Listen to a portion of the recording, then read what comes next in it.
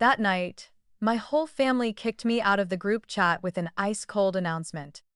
I replied with exactly 15 words, "I respect the decision and will withdraw from the fund immediately." By 2:15 a.m., the bank had frozen all transactions, my phone buzzing nonstop. They had no idea I'd prepared this opening move for more than 3 years. I'm Joy Whitaker, 35, from Boston. The Whitaker family runs a three-generation investment advisory firm. Our Beacon Hill home is lined with photos of handshakes with politicians. I studied at Wharton and came back believing something simple: do great work, earn respect. For years, the profit charts proved the first part, their attitude denied the second. At the dinner table, they said, family culture. In the conference room, they said, tradition. In the reports, the numbers spoke a different language. Before I hit the command, I remembered our Sunday table with Mom's apple pie, where deals closed on handshakes and promises. There, I learned to read a balance sheet before I memorized the times tables. There, I learned how a single "don't make it complicated" could erase hard work. Boston taught me patience. Work taught me precision. Tonight, I'm teaching boundaries. At 9:12 p.m., the family board chat flashed. After consideration, it's best if Joy steps away from client management. My aunt dropped a thumbs up. My cousin wrote, "I'll take over for now." No call, no questions about the data or appendices I prepared. I looked at the green text, then opened the Fund Exit 7.3 checklist I'd built over 3 years. I flipped open my laptop on the walnut table and logged into the family fund's banking portal, more than $10 million for various deals. I'm an administrator and contribute more than 30%. Verification code, security questions, confirmation slider. I uploaded the withdrawal letter, cited the bylaws, signed digitally. The system said received, with a small note, fraud monitoring will be activated. I emailed Jonathan, the family's attorney, and CC'd the archive account. I'm enforcing 7.3. All communications by email. Outside the window, Boston rain tapped the red brick. I poured black tea, breathed in eucalyptus on the sill. I'd written a survival manual. Track idea provenance. File patents for weekend algorithms. Audit client contracts for personal service clauses, allowing clients to follow me if I left the firm. I separated assets into legal layers, kept tax records tidy, built an emergency contact list. No room for the story to be retold to suit someone else. I didn't do this out of spite. One morning last year, behind a glass wall, I watched them present my slides to a longtime client. Their satisfied faces put a period on the illusion that silence equals poise. From that day, I stopped waiting for praise.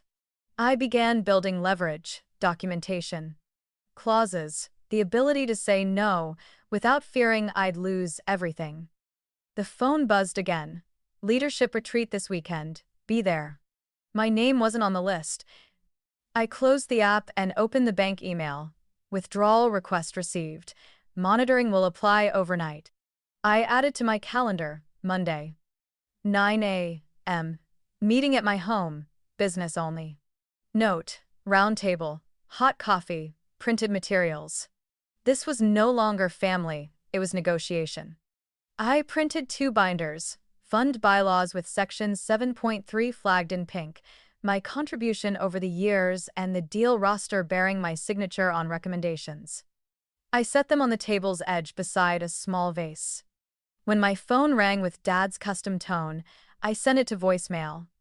The next call, his voice tightened. The one after that, it shook. I wasn't gloating. I just felt lighter, as if I'd set down an overstuffed backpack. I knew they'd drag clients into it, saying I was overreacting. I'd already drafted a template. Your accounts are entirely separate from the family fund. Operations are normal. I'm available to discuss on Monday.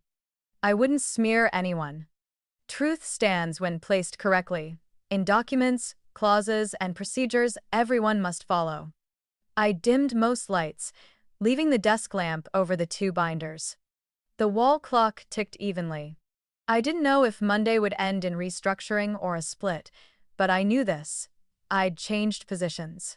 From someone asking for a seat, I'd become the person shaping the table. If they wanted to talk about legacy, I'd speak in my grandfather's way, level the table legs, or build a new table. I drew the curtains and set the alarm. The fine rain on the back porch roof sounded like an old song. Boston breathed steady, and so did I. Before lights out, I looked at the dining room. Wood table, 2 binders, eucalyptus in a vase. Nothing to add, nothing to remove. Tonight, I'll sleep well. Tomorrow, I'll brew coffee, open the door, and invite them to the round table. The rest I've prepared line by line, page by page, number by number. The next morning, I woke early. The night rain had stopped, leaving silver streaks on the red brick steps of my Beacon Hill porch. I opened the kitchen window. The smell of coffee met Boston's crisp air, and thin sunlight paused on the walnut table where the 2 binders still lay neat. Before stepping into Monday's meeting, I reminded myself why this table, this house, and the Whitaker name carry such weight in my life. My ancestors came to New England in the late 19th century with a wooden trunk, a few railroad bonds, and a habit of keeping a blue ink ledger. Great-grandfather Jeremiah opened a small accounting office near the old State House. Grandfather Harold returned to a post-war boom, rebranded as Whitaker Advisors, and steadily taught shop-owner families how to make money work for them. Black and white photos of him beside a mechanical calculator still hang along the hall, a reminder that numbers must stand independent of promises. My father, Andrew, differs from the 2 generations before, swift, adaptive, a keen reader of rooms. He pushed past traditional portfolios into private investments, joined a hospital board, shook hands with a few state senators. My mother, Lorraine, is the Friday night chef, roast beef, kale salad, apple pie perfumed with cinnamon. At the dark wood table, clients signed the term sheets after full plates and listening to Boston speak in her warm voice. Our dining table has long doubled as a second negotiation room. The Beacon Hill house feels like a character of its own. High ceilings, white crown molding, a twisting wooden staircase, floors that creak at certain steps. 3 impressionist paintings in the dining room. Beneath them, a low cabinet of old books and framed photos of my parents, shaking hands with a governor, 2 judges, a university president. Each photo is an invisible seal stamped on the Whitaker calling card, opening doors before anyone reads the line investment advisory. I don't deny their weight, but photos don't manage risk. And scented candles can't replace discipline. I went to Wharton to speak capital's language at the root.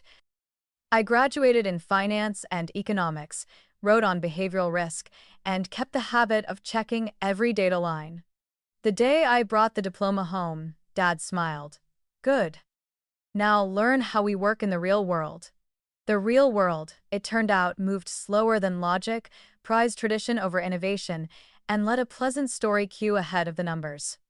I agreed to learn, but I kept notes: who decided, why they decided, and what got left behind after the polite laughter.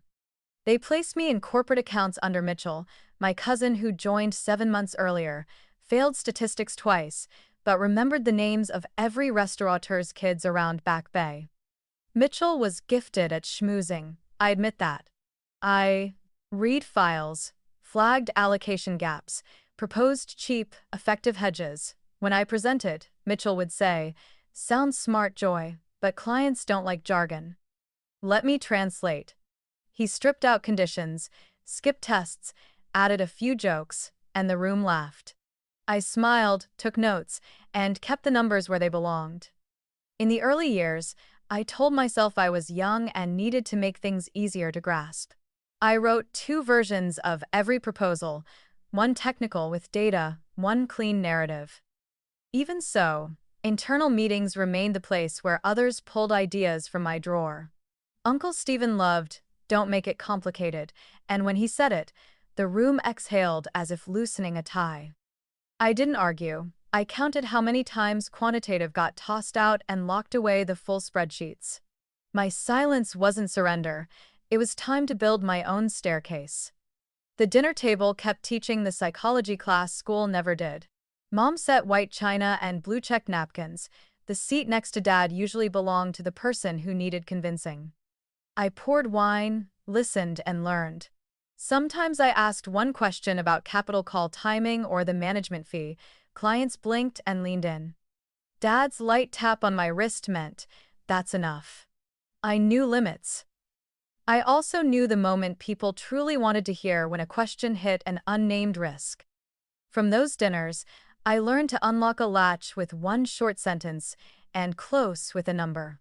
When I was ready, I filed my first patent, a weekend-built algorithm detecting herd behavior in retail order flow.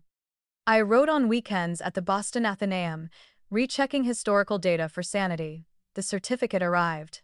I didn't brag. I filed it next to my employment contract, which holds a little notice line.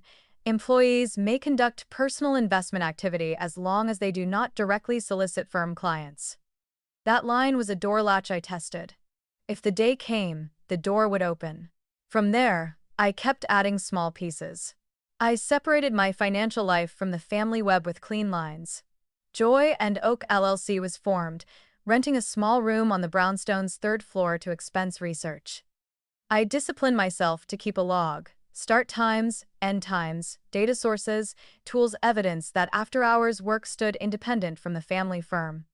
No one made me do it, I made me do it, knowing deliberate confusion thrives where people say, family more than contract. I also lived under my means to avoid unnecessary noise. In presentations, when I walked through risk scenarios, the room split, half nodding, half chuckling. There she goes bringing spreadsheets to the dinner table. I wasn't angry at the chuckles. I kept tempo, swapped standard deviation for range of swings, correlation for do they move together or not. Clients began seeking me after meetings, asking for the version with more numbers. I understood my edge wasn't winning debates, it was letting data do the persuading. Persistence beats applause in the end. At that same table, I saw the shadow of power. It comes from seating, the opening story, and who's allowed to laugh loudest. On the Seaport celebration night, I flagged how the debt structure might choke cash flow in 3 years. "Sweetheart, tonight we celebrate," Mom whispered under the table. I stayed quiet. A month later, what I'd feared happened. Dad said, "Wish you'd spoken up earlier." I smiled and didn't mention Mom's cue. When a narrative is preset, truth needs its own mic and a time-stamped memo. I also kept a ledger of what people said about me. Some praised me as too smart to be likable, others said I was better at analysis than facing clients. I didn't argue. I opened a book of clients with personal service clauses, people who preferred the right thing over the easy thing. I separated those who came for counsel from those who came to feel part of a club called Whitaker. That small distinction shaped my materials and kept my heart from hardening. I chose to walk with those who valued transparency over ceremony. Home and firm are two spaces sharing one invisible table, the table that decides who speaks and who gets credit. I've long known that doing better isn't enough to change your seat. So I built a second table, small and quiet, in the attic room with a window facing brick chimneys. I spread a map of Boston, marked overlooked small funds and young founders with decent projects who needed someone to read their contracts. I set Saturday morning coffees near the public garden to talk goals and cash flow. The Whitakers gave me discipline, taste, and the skill to read a room. They also forced me through the exam of boundaries. I'm grateful for that legacy, even when it required me to build my own guardrails.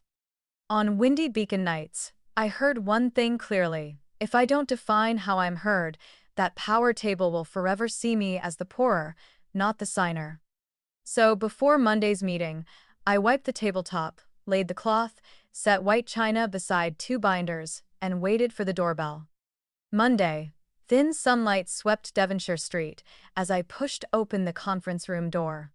The quarterly agenda glowed on the screen. Mitchell texted, 15 minutes late.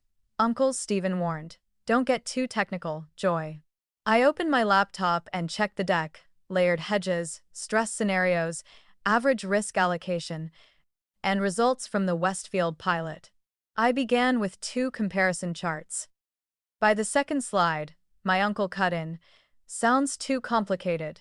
Clients like simple." I kept an even tone. "We can tell it simply, but the engine has to run correctly." Mitchell chuckled. "Let me translate into plain language." He stripped conditions, dropped tests, swapped in the basket of eggs, example, and the room laughed. I pointed to the chart. "Skip hedges, your range of swings increases by half." He waved me off. "Don't say standard deviation at the dinner table." I moved to Westfield. This portfolio lagged for 3 quarters. Last month, we agreed to a monitored pilot. Result, up 14%. Dad tapped his pen. "When did you implement?" "After our Thursday conversation 3 weeks back. You told me to use my judgment because the portfolio was underperforming." He squinted. "I don't recall authorizing a full overhaul." I said, "Not a full overhaul. Only the layers I presented, within the mandate." I flipped to the signed appendix. Mitchell leaned in. "If clients know we're testing, they'll panic." I said, "They agreed via the underperformance clause." Dad slid papers. "Either way, clients come for the Whitaker name, not algorithms." That sentence hit the table cold.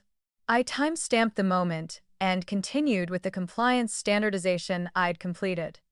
After my section, Mitchell asked for 20 minutes of relationship updates. He pitched the Donovan family as a green light for real estate. I wrote one line, "Donovan is my account." His one call was when I was tied up. The room applauded. Dad said, "Relationships are the asset. Numbers follow." I stacked my papers. At noon, Mom texted, "Sweetheart, soften a bit." I remembered the seaport night. I warned about the debt structure, and Mom whispered, "Let's celebrate." A month later, my concern came true. I didn't reply. I brewed tea and reminded myself, clarity is respect. In the afternoon, the training department invited Mitchell to present the new risk model. The slides bolded the title I had set, the diagram I drew. He skimmed past the red warnings in the notes. The facilitator praised, "Simple, easy to understand."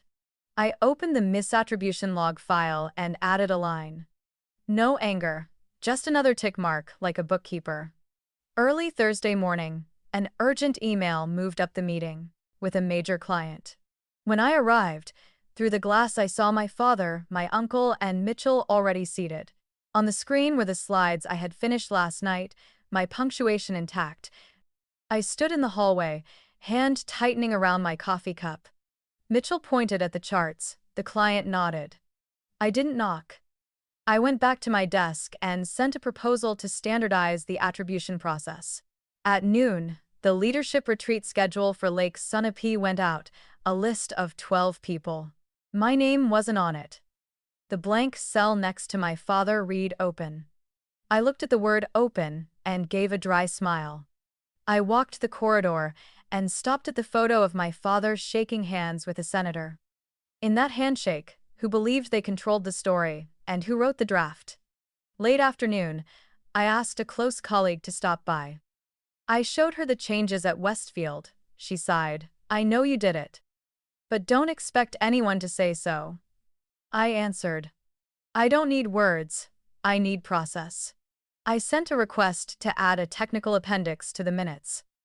HR replied, "Thanks for the input. We'll review." I added the line, "Proposal pending response." Evening, the kitchen was warm. I opened my notebook and wrote, "Tolerance threshold." How many times I'd been cut off, how many invitations had my name omitted, how many of my slides had appeared under someone else's name. The numbers lined up. 3, 7, 12, 20. I underlined them not to count for revenge, but to see the curve had hit its limit. The next morning, I proposed adding Donovan to the expanded pilot framework, my father said. "The relationship is good. Don't stir things up," Mitchell chimed in. "Let the client feel safe first."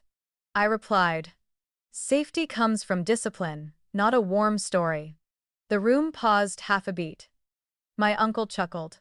"Girl, People buy feelings, I said, then we should sell preservation. The last straw came Tuesday afternoon. Legal sent a draft contract for a new client that deleted the method risk section and replaced it with Whitaker guarantees stable performance per tradition. I sat up straight. The word guarantees crossed a line. I corrected it and attached regulatory citations.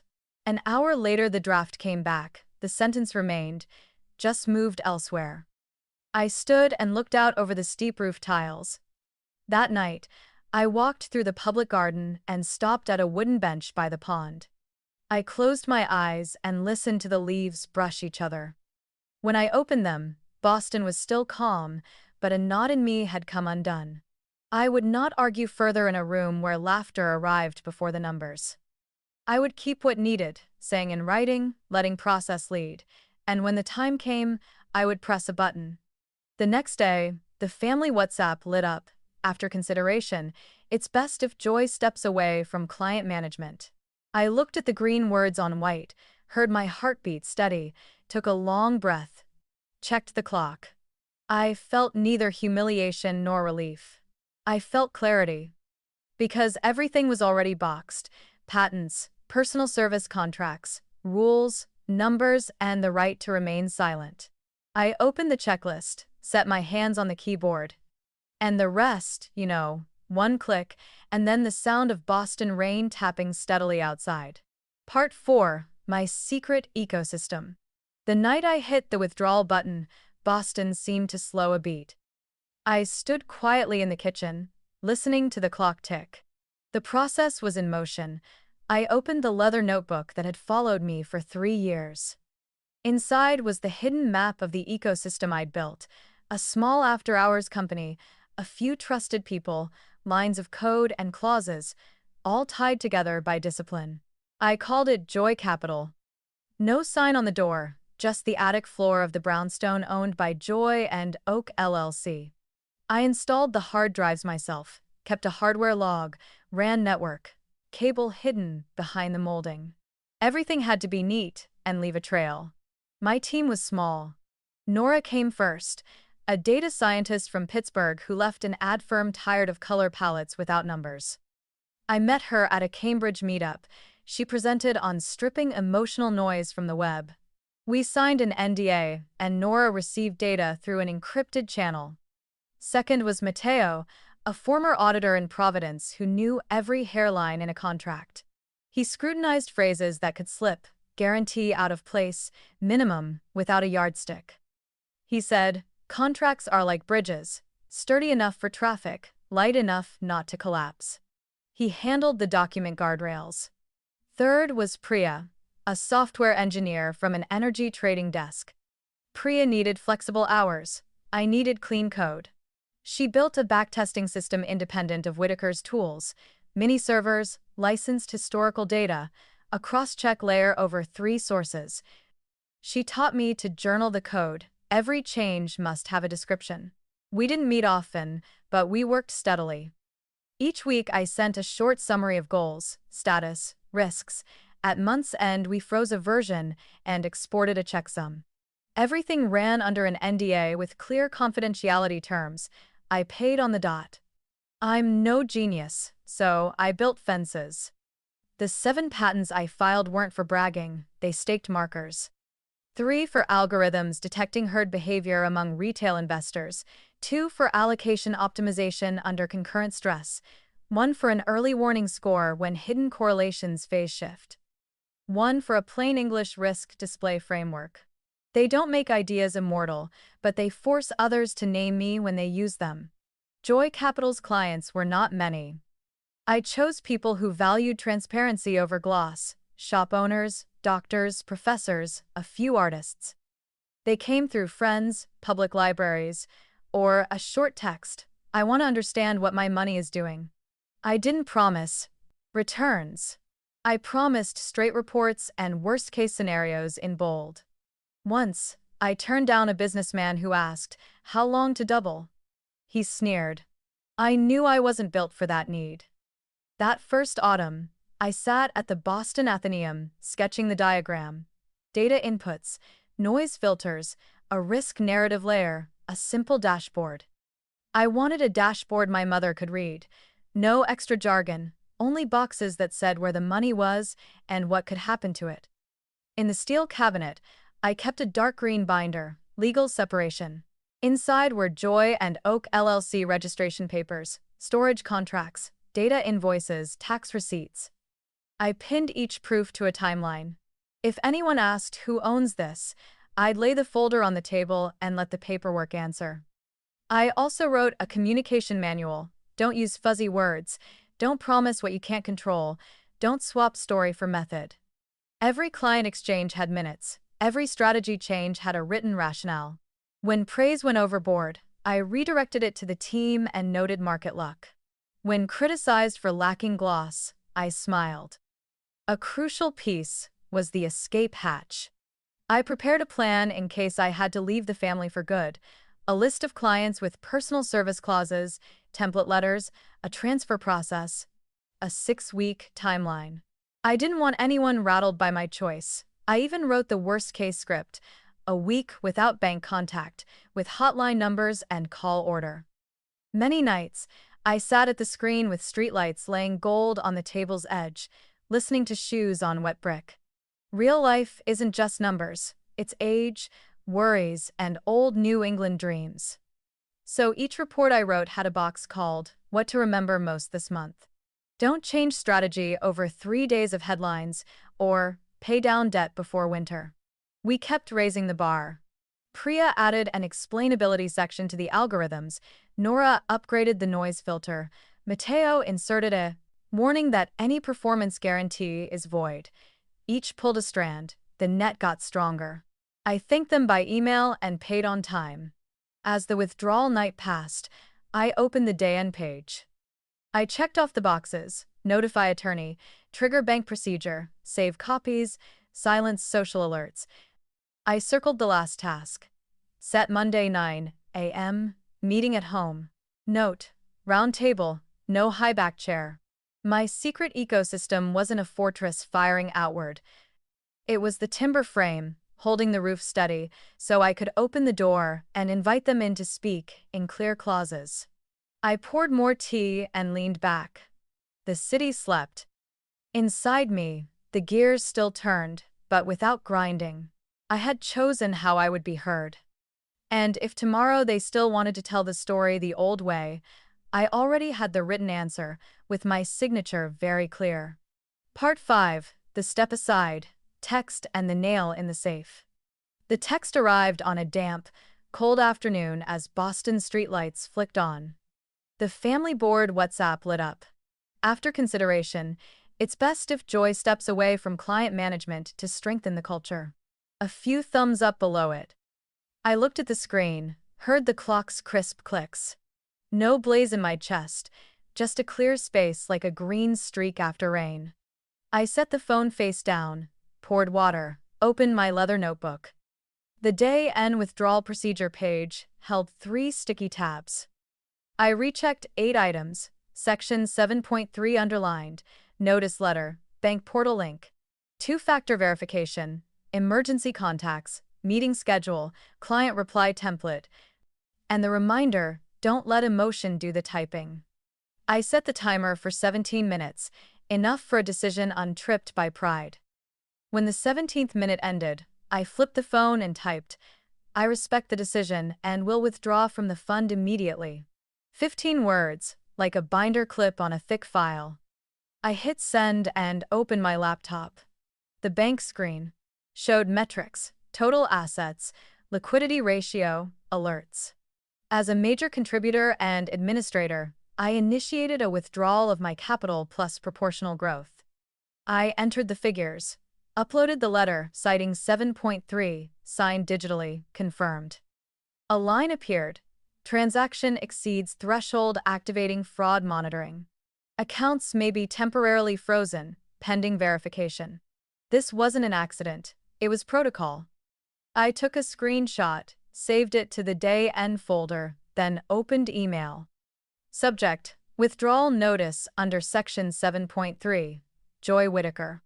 2. Jonathan, Family Attorney, CC to the archive address. The body was concise. Cite the clause, list principal and growth amounts. I closed the laptop with a tidy click. The kitchen was warm, eucalyptus mingling with black tea. I turned on a soft amber light and drew the curtains to watch the street lamps spill across the brick steps. Sometimes you don't need a speech, you need order. This was one of those times. I went to the dining room and set out 2 binders. Fund bylaws flagged red at 7.3, and my years of contributions with the approved deal list. Beside them, a stopwatch and a deep blue fountain pen the color my grandfather used. On the round table, everything sat in place, like a memorized opening in chess. The phone buzzed. Dad's name flashed, then disappeared. A text, "What are you doing?" Then, "Call me now." I left it on silent. The last time I let emotion drive, I deleted 3 lines of risk warnings to make it easier to read. That was my mistake. I wouldn't repeat it.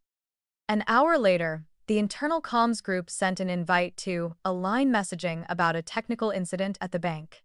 I opened it, then closed it. I wouldn't help explain my actions with empty words. I drafted the client template. Personal accounts are separate from the family fund. Operations normal. If needed, please book a Monday call. I reread it, stripped the hedging, kept what mattered. Close to 11 p.m., the rain thinned. I put on an old movie and let the dialogue drift. Phone light reflected off frames, Mom smiling, Dad shaking a governor's hand, me at the end of the table holding a wine bottle. I thought about the roles in the Beacon Hill house and how tonight I'd rewritten the line with a single sentence. At midnight, Jonathan replied, "Received. Under the bylaws, your procedure is correct. I recommend keeping everything in writing." I answered, "Agreed." I muted the phone, set it face down, and walked a loop around the house. On the kitchen ledge, I set out the coffee maker, a plate of butter cookies, and a cream table runner. I pictured Monday morning. They'd step in, look around, sit down, and accept that this table had no high-back chair. I went to bed. Wind through the trees made a dry sound, like an overture to colder months. I fell asleep faster than I expected, not from numbness, but because everything had gone to its proper drawer. 6 a.m. Notifications flooded the screen, missed calls, texts, emails, a few clients asking, "Is my account okay?" With a line, "Joy, I trust you." I answered each one, steady, fully separate, "I'll call Monday. Thank you for your trust." I brewed coffee, the kitchen filled with the smell. The radio said the day would be cold. I pulled my scarf higher. 8 a.m. Dad left a voicemail, "You didn't have to do this. The bank is frozen. The Henderson plan is jammed. Call me." His voice tried for calm, but the tail end snagged. I remembered the meetings where I was told, "Don't make it complicated." Today, complexity kept things from sliding downhill. I opened my note, "Respond later," in writing. No phone debates. At 8:45 a.m., I sent the morning's final text, Monday 9 a.m., at my home. "We'll discuss this as business people." I added the address and parking instructions. I set the calendar, checked documents, and laid out extra pens. In the drawer, I placed yellow memo cards. The key points would be posted, handwritten, so no one could say, "I assumed." Before leaving the desk, I looked in the hall mirror. Faint circles under my eyes, but no tremor in my gaze. I tied my hair back, pulled on a sweater, opened the door, and took a deep breath of the cold morning air. The city woke to the smell of baked goods, bus brakes, and shoes on stone. I stepped back in, closed the door, and smiled to myself. The nail was in the safe. From here, I'd just wait for the key to turn. I sat by the kitchen window, cradling a cup of coffee, watching early light creep across the sill.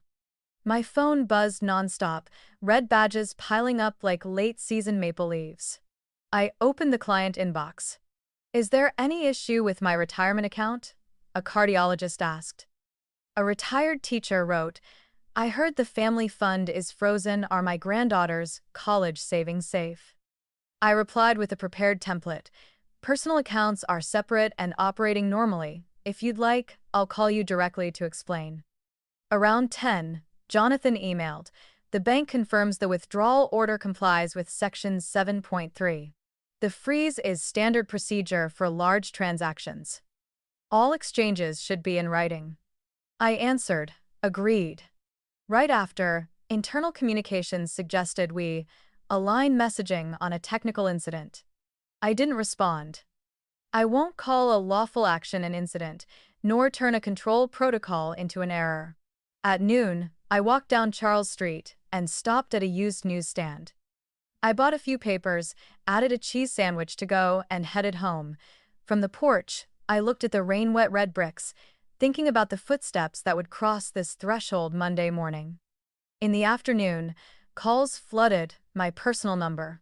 An unfamiliar voice said she was the assistant to a major client my father manages, asking why they'd been told to call me directly about a system glitch. I kept my voice even. Client accounts are entirely independent from the family fund. If needed, I'll send written confirmation and a call time.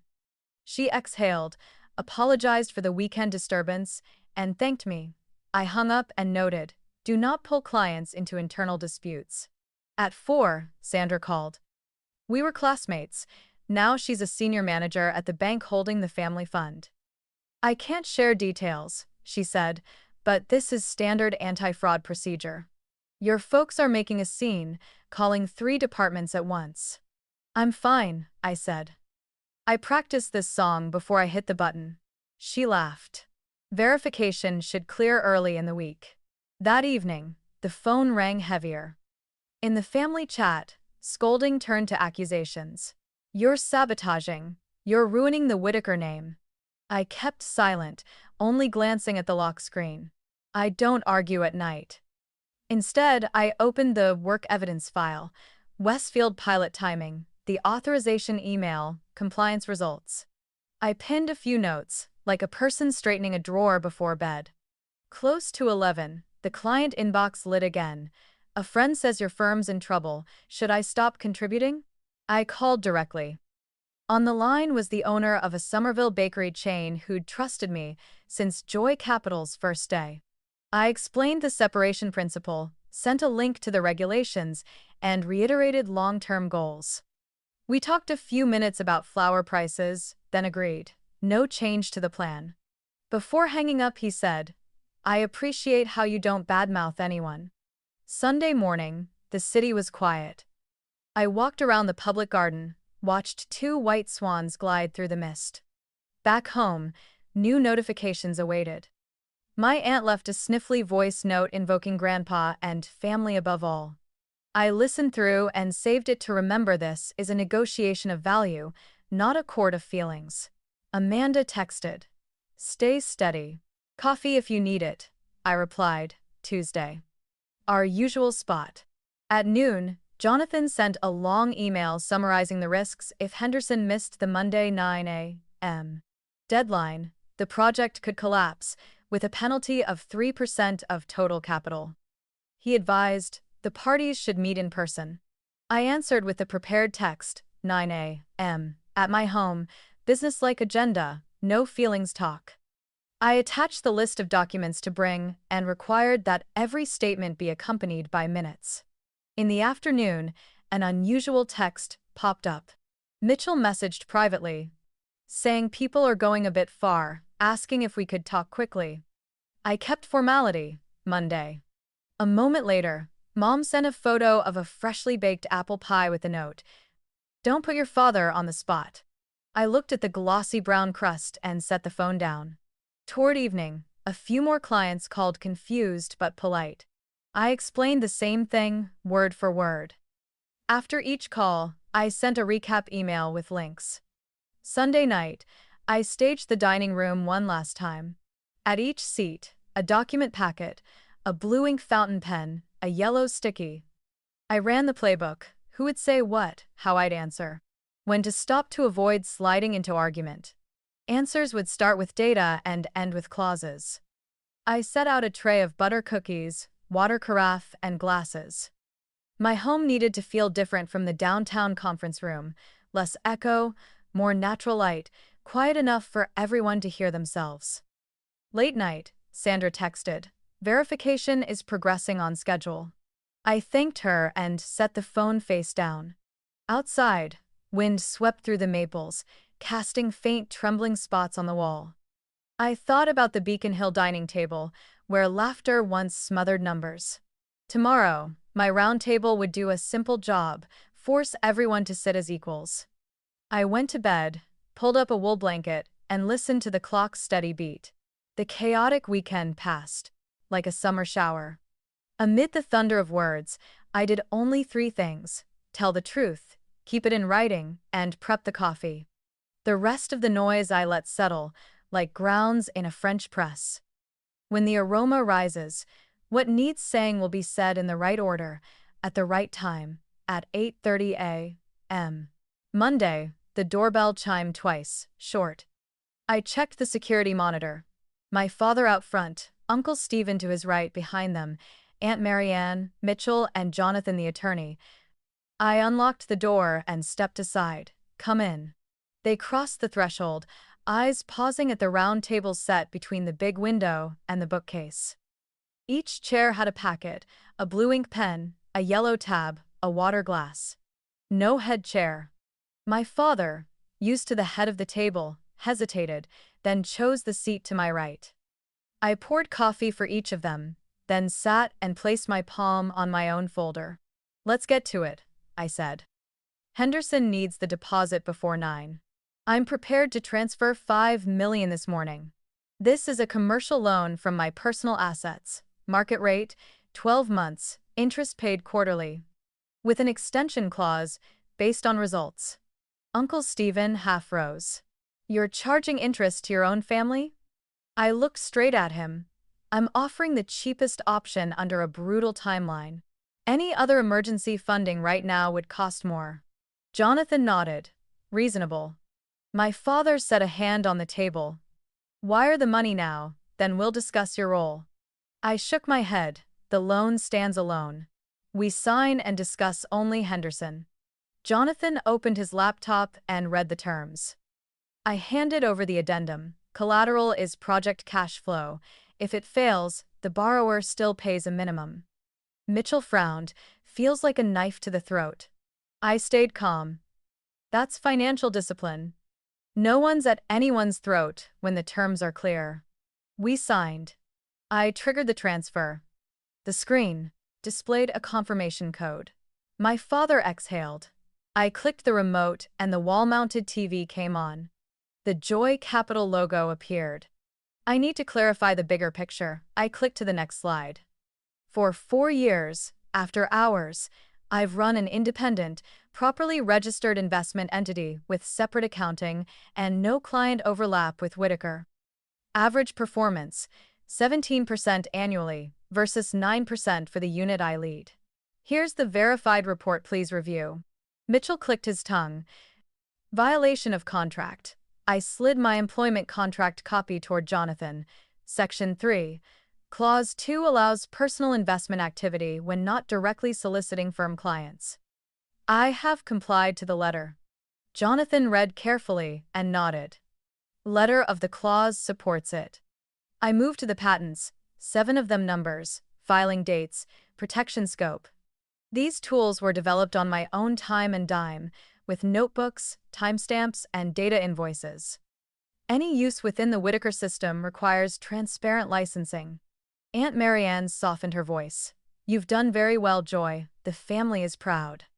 We can untie this, one knot at a time. I answered, I'm here to fix structure. When the structure is right, fairness follows. I set down another folder. 17 Whitaker clients have personal service clauses with me. If I leave, they may choose to follow. The room went silent for a few seconds. My father looked at me as if at a new map. What do you want? He asked, voice less sharp. I chose my words. 1. The Henderson loan is signed and the money's en route. 2. I'm taking 1 month off so everyone can think. 3. In 30 days we meet again to choose. Either I return with clear authority, attribution, and performance-based share, or we negotiate a civilized exit that respects client rights. Mitchell gave a short laugh. Whitaker needs you that much? I advanced the slide, my unit's quarterly profit chart, client satisfaction table, and a small footnote, no individual attribution for 6 consecutive periods. Jonathan glanced at my father, then down. My father motioned for quiet. Slowly, he said, I've missed a few of your proposals. I miss them. He paused, then added, but family is family. I set my pen down. Family doesn't exempt responsibility. Family should raise standards. Uncle Stephen snorted. Clients stay for our name. I answered. The name is the key. The hinge keeps the door on. I flipped to the first page of the new outline. Spin the investment arm into a unit with its own profit and loss, independent technical decisions within an approved risk frame, mandatory attribution, and fund votes proportional to contribution. I didn't raise my voice. I traced a map. Less power noise, more accountability, protected labor. I don't need an apology, I said. I need a design that stops yesterday from repeating. Aunt Marianne looked around. If we accept, will you stay? I said, I'll use the month to decide. I won't bind myself because someone panicked at 9 a.m. Jonathan stacked his papers, voice professional. Joy's proposal is reasonable in timing and process. We should accept provisionally and negotiate details. Mitchell started to speak. My father cut in. Enough. He turned to me. I agree to today's steps. We'll reconvene in a month. I nodded. Thank you for coming. I'll send the Henderson disbursement confirmation. I stood and poured more coffee. No one touched the cookies. As they left, sunlight climbed the window and fell onto the wood floor in leaf-shaped patches. The door shut. The house fell quiet. I leaned against the wood and listened to my heartbeat steady. In just over an hour, the round table did its job, removed the head seat, set everyone level, forced us to speak in clauses instead of habits. I went to the kitchen, ran cold water, and scrubbed the porcelain cup until it clicked. Power doesn't disappear, it changes shape. I opened a window to let Boston air in, carrying damp leaves and church bells. This morning, for the first time, that shape fit me. As the door clicked shut, footsteps faded down the wet brick steps. I gathered the porcelain cups, stacked the papers, and sat facing the blue ink pen like a straight rule. The loan was signed, the bank confirmed Henderson's disbursement. The harder part would be holding to the structure I'd laid on the table this morning. I opened my notebook and wrote 3 bold lines: independent loan. 1 month leave, reconvene in 30 days. I sent Jonathan a summary email with timelines, requesting all contact be in writing. He replied, received. I'll issue a memo, Mitchell texted. You were a bit stiff earlier. I typed 4 words. Everything goes in writing. A notification from Mom appeared. Can you stop by tonight? I baked apple pie. I wanted to say yes, but the new boundary needed guarding. I called. Mom, I'm taking a month off, as I said. When I'm ready, I'll let you know. Love you, she said. Stay warm, dear. In my mind, this morning's round table remained. No head seat, no high chair, just equal places forcing people to speak in clauses. The 1 month leave wasn't only for the family to cool down, it was time for the new structure to take root. A few minutes later, the disbursement confirmation arrived. I forwarded it to Jonathan with done. He suggested setting next month's meeting. I replied, the 30th, 10 a.m., neutral location, round table. I reiterated the 3 negotiation pillars: technical authority, attribution, voting by contribution. In the afternoon, I walked along the Charles with airplane mode on so my body could remember not being yanked by red dots. That night, I tidied the house like tidying my mind, rearranged the bookcase, boxed one, set as old but needed, tossed another as roll ended. In a drawer, I kept a few photos: Grandpa at the mechanical calculator, Mom smiling beside a brown crust pie, me at 12 tapping a toy keyboard. I don't erase memory, I adjust the frame. The next morning, Jonathan sent a memo. The loan is classified as emergency capital, rate equal to high-grade corporate bonds, with protections if the project stalls. Below it, the family commits to giving structural reforms serious consideration. I folded the letter and reminded myself, a commitment matters only when stamped with date and paper. Amanda texted a coffee mug photo, a small freedom each morning. I gave a brief recap of the meeting, just the milestones. She replied, "Sleep enough." I sent a photo of the kitchen clock stopped at 10 with the caption, "Overtime alarm off." I opened the attribution and protection binder to draft the minimum bar if I returned. Author names on every slide, mandatory edit history, minutes noting who decided, no updates to ideas without citation. I added a contribution-based bonus scheme and an anonymous feedback channel. I won't return to play hero. I'll return, if at all, as a carpenter fixing hinges. That afternoon, Dad called. "You doing okay?" "I'm fine. Henderson's on schedule," Jonathan told me. He said, "I'll review things." I answered, "Yes." Before we hung up, he added, "I'll be on time." This time, I believed him. That night I walked through Beacon Hill. Windows glowed amber, a piano sounded in the distance. I paused a beat in front of the old house and kept climbing the hill. On vacation, I set a few rules: sleep enough, less screen time, meet 3 friends unrelated to work, climb 1 hill, reread 2 books I once loved. I reminded myself, don't turn a break into an escape. This is a step back to step forward. In the second week, the Joy Capital team reviewed procedures.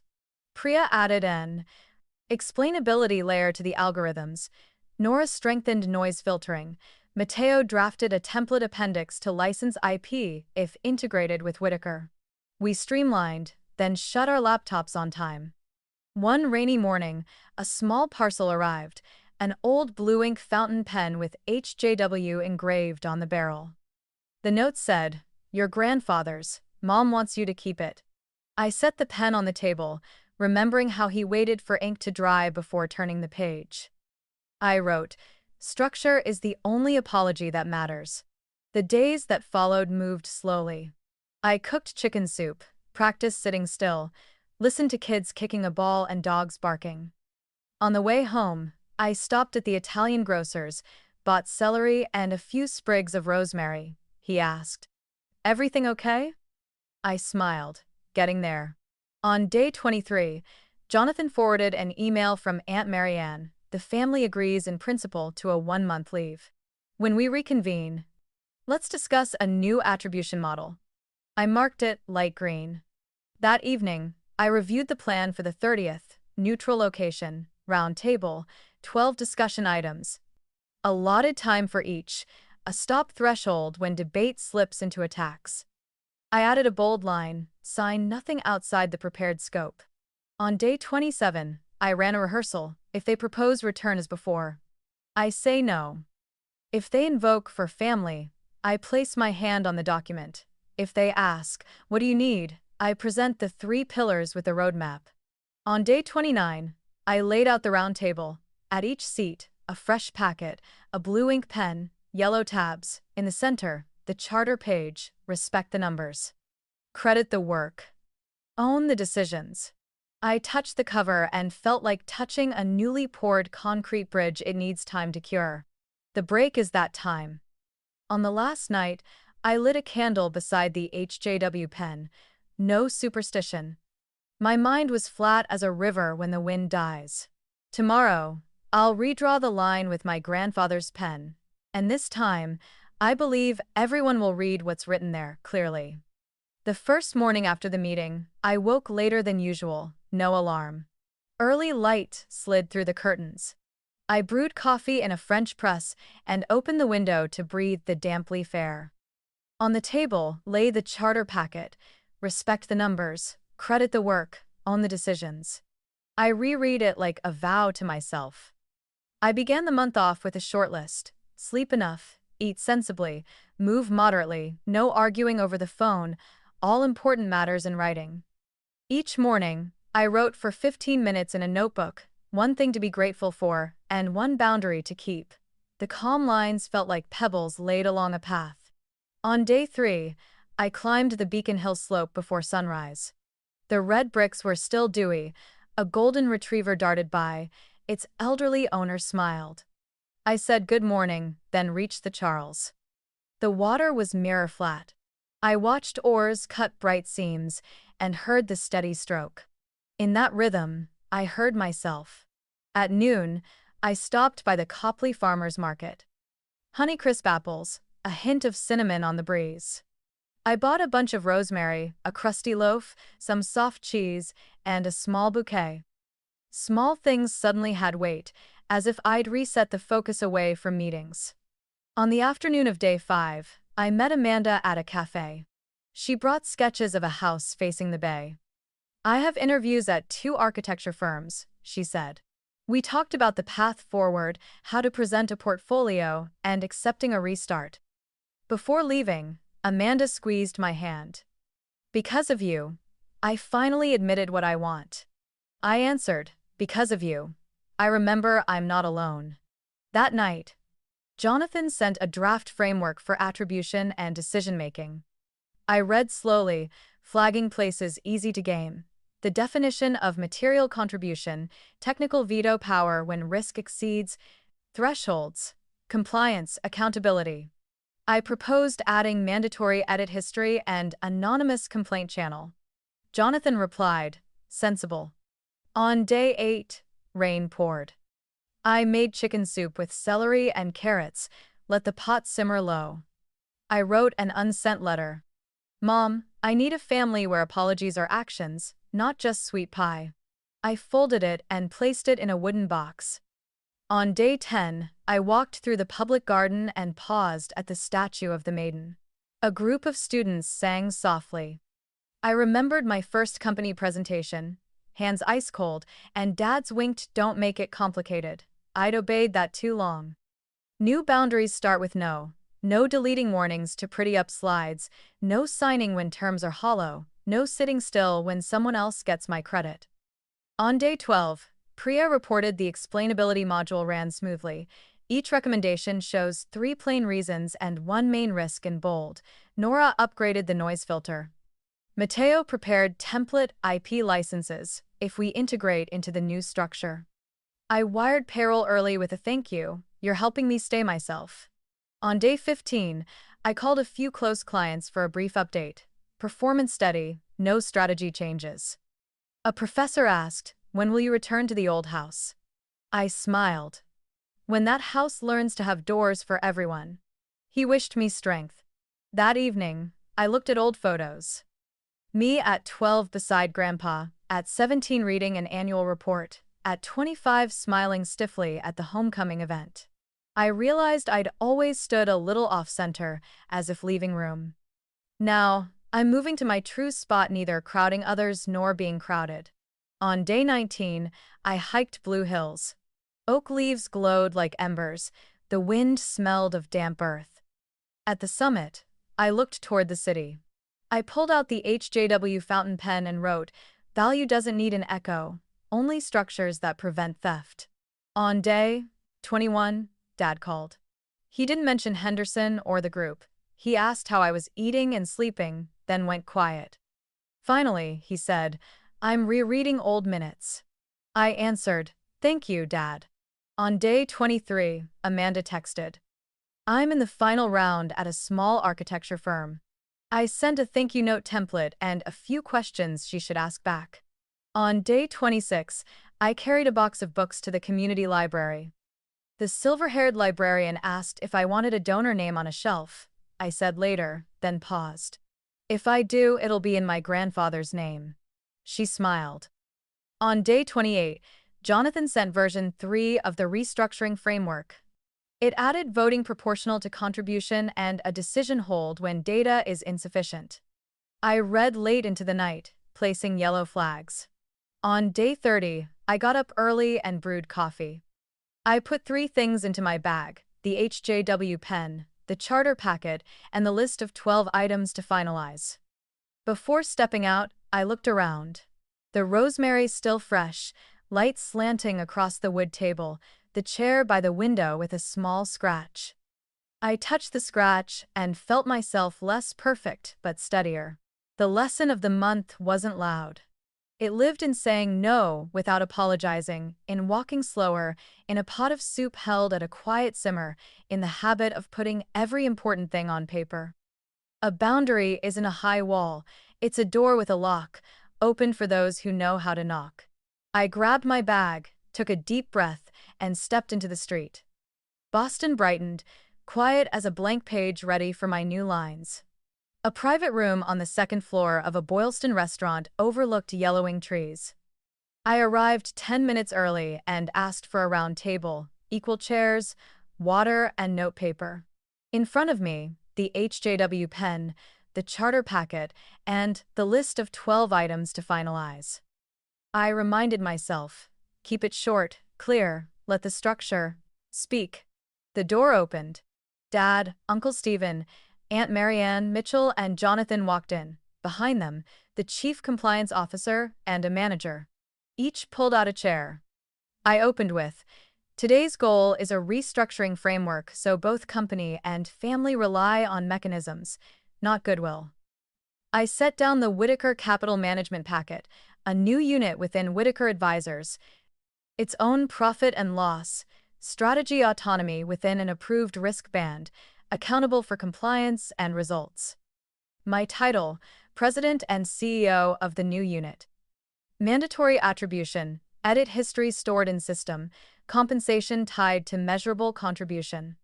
The compliance chief skimmed, banded risk. Auto stop on threshold breach, audit logs. Looks solid. Mitchell asked, clients love the Whitaker name. Will they accept this separation? I said, the name invites them in, process keeps them here. Dad leaned in. What about the family fund? I flipped the page, voting proportional to contribution. Major decisions require supermajority and an independent risk report. Uncle Stephen frowned. Like a public company. I said. We already are a company. We've just been using dinner instead of minutes. I presented attribution. Author names on every slide and model. No relabeling. Represented ideas must cite their history. Bonus pool divided by contribution. Honorary roles have a cap. Aunt Marianne exhaled. Some won't like it. I nodded, but fewer will leave quietly. Technical authority. Grant veto power when risk exceeds thresholds. When exercising veto, convene the decision group, read raw data, record reasons in the log. No one can mute alarms. The compliance chief smiled. I support this. I wrote on the board. Transparency, accountability, safety. Then the sensitive part. 17 Whitaker clients hold personal service clauses with me. Proposal, honor all. The new unit serves them if they choose. For Joy, capital clients, the merger mechanism is IP licensing and service. I retain patent rights. Jonathan nodded, included in the preliminary term sheet. Mitchell folded his arms. Who guarantees no conflicts? I put pen to paper. Process firewalls, do not access lists, independent audits, dual signature mode for client transfers. In a dispute, the at-fault side pays handling costs. Dad said, I agree in principle. He looked at me, but I need your commitment to stay. I said, commitment is mutual. I stay if this framework is signed as written and lived as written.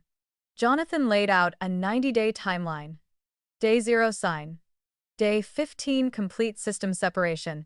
Day 30 pilot run. Day 60 internal audit. Day 90 board report.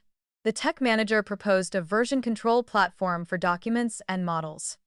I smiled, exactly what I want. Uncle Stephen asked, what about culture? I answered, culture equals who gets credit when right, and who is accountable when wrong. If the right work isn't credited, you have a culture of neglect. If wrong has no consequence, you have a culture of indulgence. Dad leaned back. I reread old minutes. There are parts I'm not proud of, he asked. What else do you want to add? I twirled the pen. Anonymous feedback channel to compliance. Rule. No, because tradition without data. Habit. Begin every meeting with 2 minutes of risk reading. I added. We don't fear risk. We fear not naming it. Mitchell relaxed a notch. If this runs smoothly, I'll stop presenting your parts. Aunt Marianne laughed. I did too. You can present as long as you cite. Jonathan closed on compensation. I opened the chart. Reasonable base. Bonus on net alpha after costs. The bonus pool open to every role with measurable contribution. I added controls. All artifacts from meeting minutes to model code under version control. Each change must include the reason, the actor, the timestamp. Each quarter, compliance randomly selects 5 files to retrace the evidence chain. The owner nodded. I continued. Create a quiet room for big decisions. 5 minutes of silence to read data, then discuss. Uncle Stephen winced, then nodded.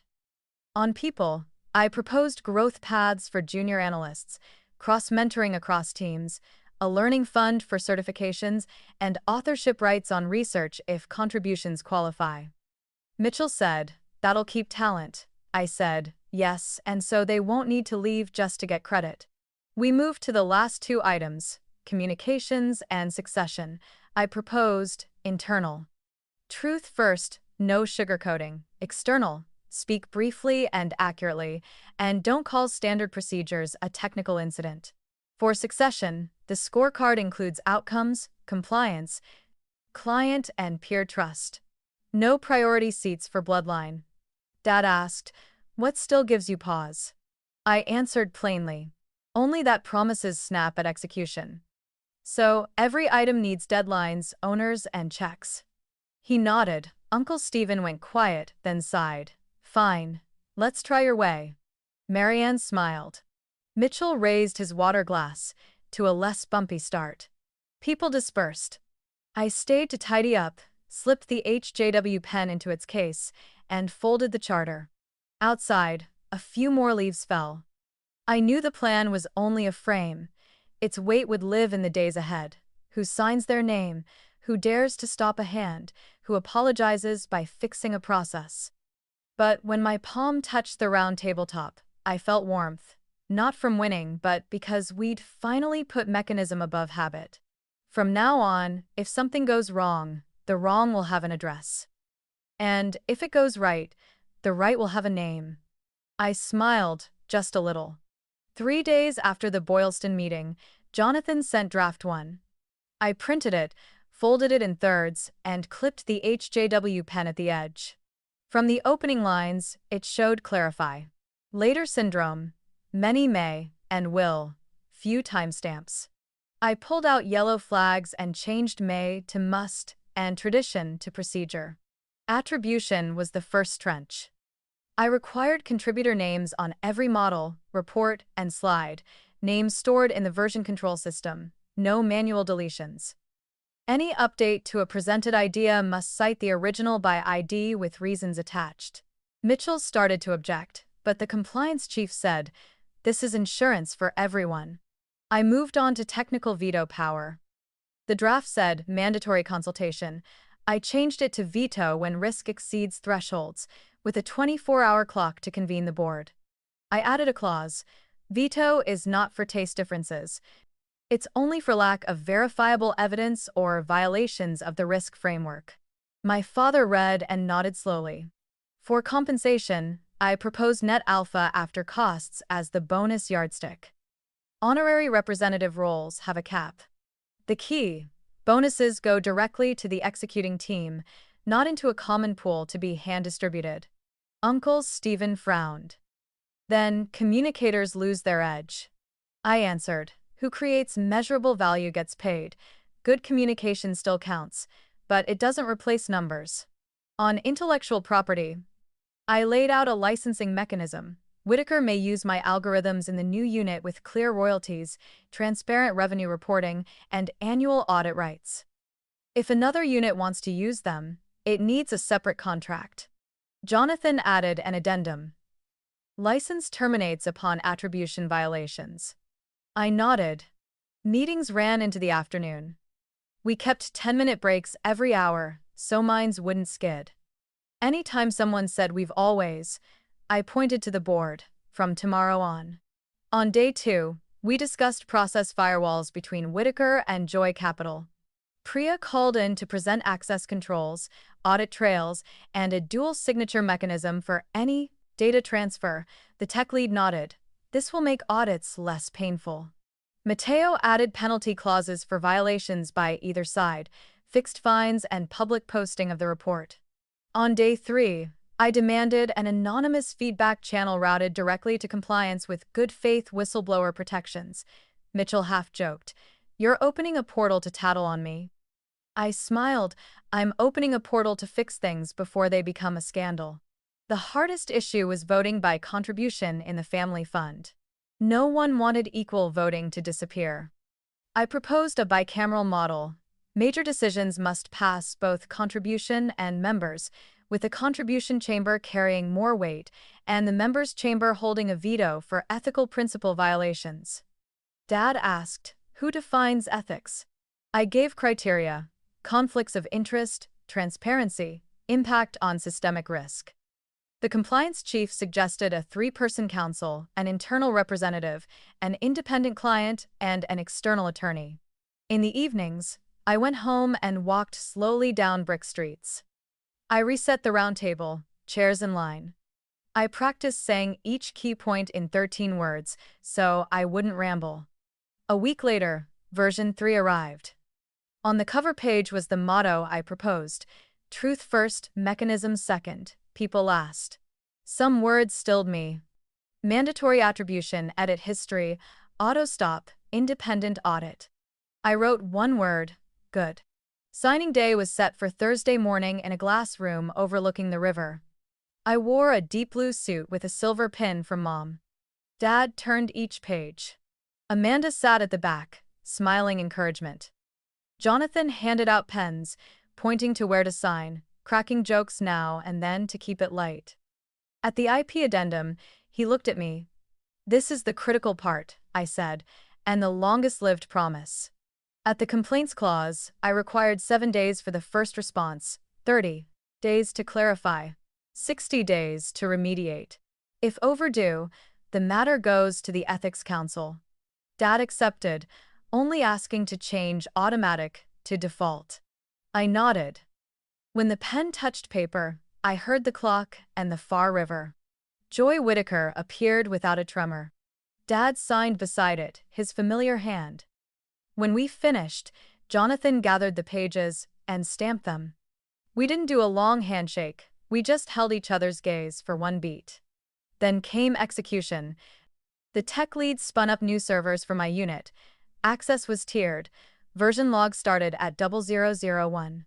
Priya and Nora ran final checks, tapped a few commands, and smiled over the call. Matteo reconciled the license contract list and sent next year's audit calendar. The compliance chief uploaded the new policies to the internal portal and pinned an essay: "Attribution isn't favoritism, it's fairness." At noon, Dad and I walked the river. He said, "I didn't think I'd have to learn again." I answered, "I didn't think I'd dare to start." He laughed. "We're right in the middle." Wind tilted the trees like a nod. In the afternoon, I returned to my new desk. On the screen was the unit's first dashboard. 3 key risks, 2 opportunities, 1 stop action. I pinned the charter on the wall. Respect the numbers, credit the work, own the decisions. As sunset washed the river, I realized the quietest thing about signing day: not winning or losing, but setting a new hinge. From now on, the door sticks less, and its opening won't startle anyone. A year passed faster than I expected. Since the restructuring agreement, my unit Whitaker Capital Management completed its first 4 quarters. The results board in the meeting room wasn't just dry numbers but proof. Profits beat forecasts by 11%, client retention hit a record, and most important, not a single initiative lost its name or had its owner swapped. Every report now prints the responsible person with a confirming signature, an invisible but solid fence. In routine meetings, I no longer sit tucked at the end waiting my turn. I sit level with everyone, open my slides, and let the data speak. My father, after many hesitations, has learned to listen. He no longer cuts me off with "don't make it complicated," and more often asks, "Can you expand on this view?" It's a small change, but for me, it's like a bridge finally spanning a years-long gap. Uncle Stephen, once the loudest critic, now sometimes sends short emails. "Your idea makes sense. Send more analysis." Aunt Marianne no longer hides her respect and occasionally asks how to apply my approaches to her unit. Even Mitchell jabs less. Instead, he's learned to cite my name when he reuses a method. Things I thought would never happen finally did, not because of promises, but because of the structure I insisted on. Amanda, my cousin, who confided with me at the cafe, officially left the firm and launched an architecture practice. I became one of her first investors. At the opening of her small Cambridge office, she hugged me tight and said, "If you hadn't stood up that year, I might have stayed a shadow forever." I smiled, thinking that part of my boundary became a path for someone else. Over the year, I also learned to live slower. I saved weekends for long walks, simple meals, and sometimes just sitting by the window watching rainy Boston afternoons. I no longer check my phone every 10 minutes, no longer hold my breath over family chat pings. Instead, I write down one gratitude and one boundary I kept each day. The little notebook thickened, not with big wins, but with small, steady steps. What I want to share with you who's listening to this is, boundaries aren't for dividing, but to keep you from being swept away. I once believed silence and patience would earn recognition. The truth is, value is respected only when you assert it yourself. You can build a new bridge, you can reset the table so everyone must meet your eyes. No need to shout, no need to retaliate, just say no at the right time, and prepare enough evidence to make that no undeniable. I know many of you have been dismissed or belittled in your own families or workplaces. You may have given your all, only to see your results shadowed by other names. I want to tell you, you're not wrong to feel hurt, and you're not alone. What matters is whether you set minimum conditions for respect and defend them with concrete actions. Looking back, I see I didn't just protect my own work, I protected a principle so the next generation can work in a fairer place. Sometimes the greatest gift you leave isn't assets or accolades, but a fair structure so others don't endure what you did. A year later, I'm different. I'm no longer the woman sitting quietly, waiting on decisions from a family chat, nor the one gritting her teeth through erasure in meetings. I'm Joy, the one who stood up, said no, and built a round table where everyone sits as equals. And I believe if I could do it, you can too. I tell this not to boast, but so you might see yourself somewhere in my path. Maybe you're waiting on a phone call that will never come, or sitting in a room where your voice is skipped. I hope you find the courage to stand up, set minimum terms, and rebuild the bridge your way. And now, I'd like to hear from you. What do you think of my story? Have you ever had to set a boundary to protect your own value? Share in the comments. I believe your story can inspire someone else, too.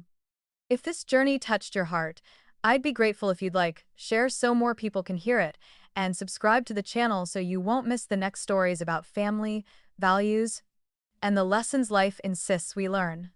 Thank you for walking with me through this journey, and remember, sometimes the strongest thing you can do is stand up and say, "My value deserves to be seen."